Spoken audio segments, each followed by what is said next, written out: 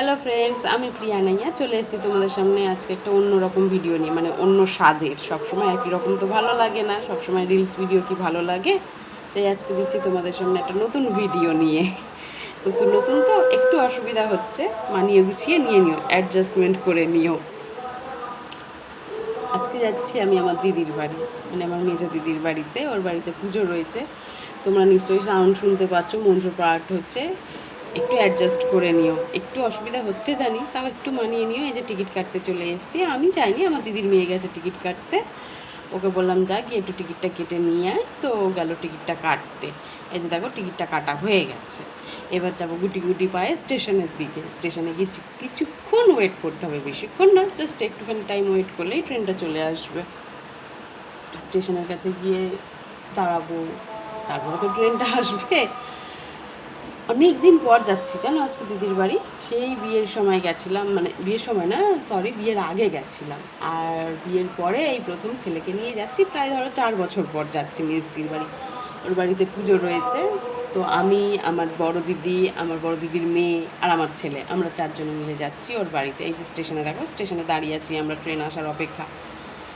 আমার ছেলে আর আমার দিদির মেয়ে তো দুষ্টু করতেই থাকে, ওরা দুজনে যেখানেই থাকে। ওরা, আমার মেজদির ছেলেও আছে, ও মানে এরা তিনজনে খুব দুষ্টু করে, একসাথে তিনজনে হলে মাথা পাগল করে দেয়। মানে কে কখন কি নিয়ে কি করছে মানে বোঝা মুশকিল হয়ে যায়, সামলানো দায় হয়ে যায় তিনজনকে একসাথে। স্টেশনে এসে দাঁড়িয়ে আছি কখন ট্রেনটা আসবে সেই অপেক্ষা। ওই যে দেখো ট্রেনটা চলেও এসছে, বলতে বলতেই ট্রেনটা চলে এসছে। ওই যে দেখা যাচ্ছে উঁকি মেরে আসছে, লুকিয়ে লুকিয়ে টুকি দিয়ে দিয়ে আসছে, টুকি করতে করতে। দেখো তো ট্রেনটা কেউ চিনতে পারো কিনা, এটা কোন ট্রেন? যদি চিনে থাকো তো আমাকে কমেন্টে বলো, এটা কোন ট্রেন ঢুকলো, কোন লাইনের কোন ট্রেন ঢুকলো, কমেন্টে বলো কিন্তু। দাঁড়াও, ট্রেনে উঠে যাই, উঠে গিয়ে তোমাদের সাথে গল্প করছি। তাড়াহুড়ো নেই, একটু ওয়েট করো, চলে যেও না কিন্তু কেউ। আমার ভিডিও যদি তোমাদের ভালো লাগে তাহলে লাইক কমেন্ট শেয়ার করে দাও। দেখ বলতে বলতেই ট্রেনে উঠে বললাম, ট্রেনটা ছেড়েও দিল। দিদির বাড়ির থেকে আমার বাড়ির ডিস্টেন্সটা অনেকটাই, 1-1.5 ঘন্টা লেগে যায়। অতটা তো আর তোমাদেরকে ভিডিও করে দেখাতে পারি না, অনেকটা সময়ও লেগে যাবে। অত তো আর সময় নেই, এত টাইমও কারোর কাছে নেই যে এত বড় ভিডিও এতক্ষণ ধরে কেউ দেখবে আমার ভিডিও। তো একেবারে দিদির বাড়ি স্টেশনের সামনে গিয়েই তোমাদের সাথে দেখা হচ্ছে। তারপরে দিদির বাড়ি কী করে কাটালাম, কি করলাম, সব তোমাদের সাথে শেয়ার করব। পুজো কেমন কাটালাম বলতে বলতেই চলে এলাম দিদির বাড়িতে। আমার বাড়িতে যাচ্ছি এতদিন পর, এতদিন মানে কি 4 বছর পর যাচ্ছি। একটু মিষ্টি না নিলে হয়, খালি হাতে যাওয়া যায়, কেমন লাগে না। তো ওর বাড়িতে যাচ্ছি, একটু মিষ্টি নিলাম। এই যে চলে এসেছি ওর বাড়ির সামনে।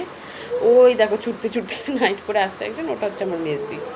ওই যে ছুটতে ছুটতে আসছে, আমার ছেলেকে দেখে ছুটতে ছুটতে আসছে, যেহেতু ফার্স্ট টাইম আসছে ওর বাড়িতে, কোনো দিনও আসেনি। আর দিদির বাড়িতে ঢুকতেই ওর বাড়ির সামনেই পড়ে একদম একটা এত সুন্দর একটা মন ভালো করার মন্দির। আর এই যে দেখছো শিব ঠাকুরটা, এটা কিসের বলো তো?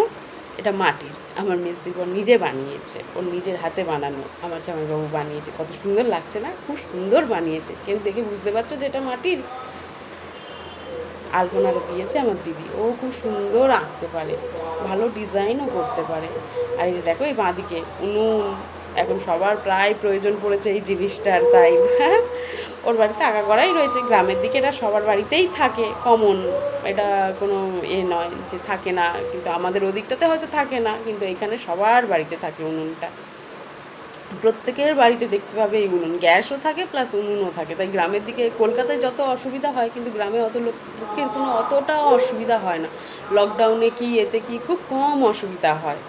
ওদেরকে গল্প করতে করতেই চলে এলাম তোমাদের সামনে, এই সরি, মেজদির বাড়িতে ঢুকেও গেলাম। আমার দিদির মেয়ে তোমাদেরকে হাইও করে দিল। আর আমার ছেলে তো এসে বসেই পড়েছে বাটি হাতে, ওর মানি কিছু একটা মনে হয় খেতে দিয়েছে, ও এসেই খেতে বসে পড়েছে। কোনো নেই। আর আমি ওকে হাই করে দিতে বলছিলাম, ও তো আর হাই করতে পারে না, ওই তোমাদের বাটি নাড়িয়ে দেখিয়ে দিল যে মানে আমি খাচ্ছি, তোমরা এবার বুঝে নাও আমি খাচ্ছি, আমি বলতে পারলাম না, তোমরা বুঝে নাও। এই যেটা হচ্ছে আমার দিদির ঘর, আর যেটা এই যে আমার ছেলে যেখানে খেলে বেড়াচ্ছে, এখানে ডাইনিং, আর বাঁ দিকে এদিকে রয়েছে একটা সোফা। ঠিক আছে, জানি না কেমন লাগলো ভিডিওটা তোমাদের, তাও একটু শেয়ার করলাম তোমাদের সাথে। যদি ভালো লেগে থাকে তাহলে একটা লাইক কমেন্ট শেয়ার করে আমার পাশে থেকো প্লিজ, আমাকে সাপোর্ট করো। প্রথম প্রথম তো একটু অসুবিধা হচ্ছে, একটু মানিয়ে নিও। এখন দিদিদের সাথে গল্প করি, পরে আবার তোমাদের সাথে গল্প করলাম, দিদির পুজো কেমন কাটালাম, কি কি করলাম, সব কিছু তোমাদের সাথে শেয়ার করবো। তো এখনকার মতন টাটা।